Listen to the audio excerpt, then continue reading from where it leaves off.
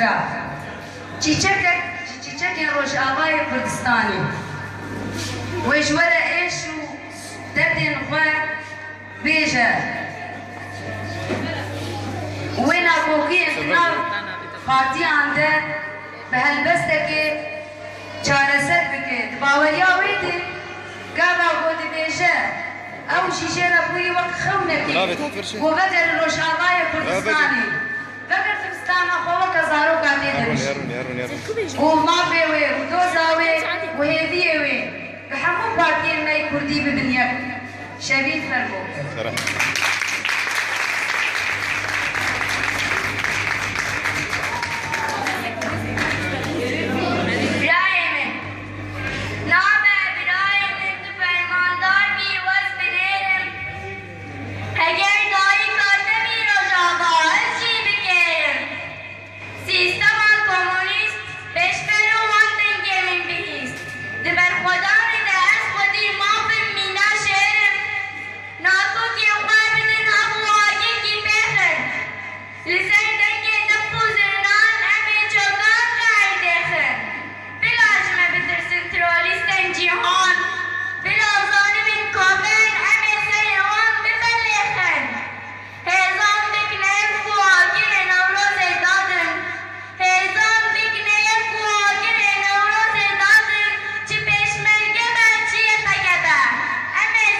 Bye-bye.